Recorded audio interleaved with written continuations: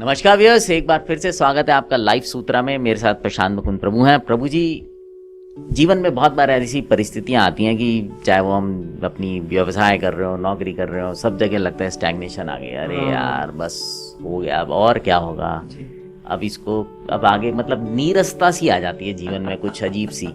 तो जब ऐसी स्थिति आए तो इसको क्या करना चाहिए? तो अगर नीरसता है तो रस लेना चाहिए। तो रस कहाँ मिलेगा? तो रस मिलता है, देखो कई बार ऐसा होता है जब नीरसता आती है तो दो रास्ते होते हैं। एक रास्ता होता है जिसमें संसारी रस की प्राप्ति के लिए व्यक्ति चल देता है, और एक है परमार्थिक रस की प्राप्ति के लिए चलता है। तो लौकिक रस लेना है कि परमार्थिक रस लेना है, इसका डिसीजन आपके हाथ में। अगर हम अंग्रेजी अल्फाबेट की बात करें तो ABCD, तो B is for birth and D is for death and C is for choice।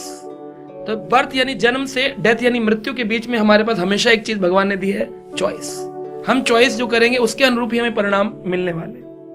अब जिसके जीवन में निरस्ता आ गया, स्टैग्नेशन आ गया है, उस व्यक्ति को अपने जीवन में रस लाने के लिए लौकिक रस यानी हो सकता है वो मदिरा पान करे।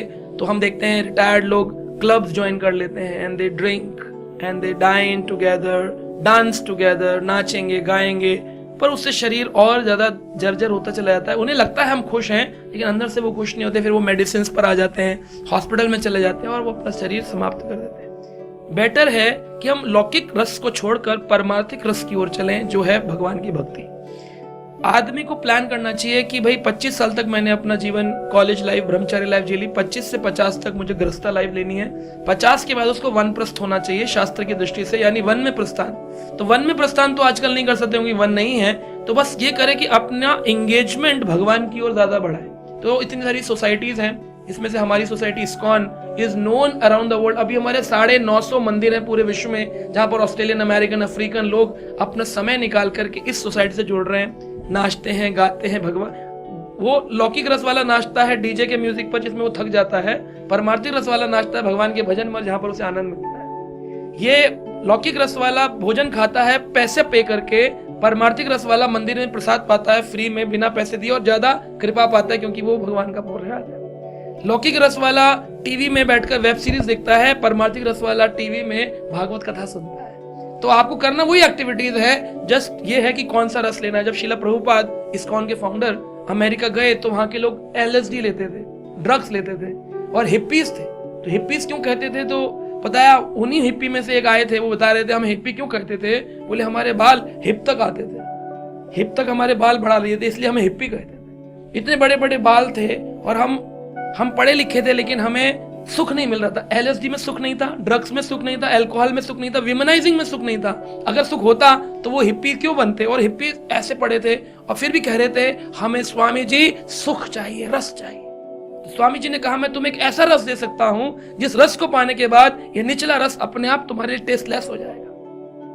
तो भगवत गीता में कहते हैं परम दृष्टवा निवर्तते, जब ऊपर का रस मिलता है तो नीचे का रस अपने आप ही समाप्त हो जाता है। तो परमार्थिक रस जिन्हें मिल गया है वो लौकिक रस की तरफ जाएंगे। हमारे कितने ऐसे डिवोटीज हैं जो एयरफोर्स में थे, जो ट्रांसपोर्ट के बिजनेस में थे, अल्कोहल, नॉनवेज और संसारी जीवन में रहे हैं, लेकिन जब उन्हें परमार्थिक रस मिला, उन्हें वो कब छूट गया उनको नॉनवेज और वो सब, और अब इतने आनंद में हैं। सुबह 4 बजे उठ जाते हैं, पूरा दिन सेवा करते हैं, भजन करते हैं, और अद्भुत आनंद। तो सबको एक लक्ष्य मिलता है कि मनुष्य जीवन का परम लक्ष्य भगवत प्राप्ति, वो भी मिल गया।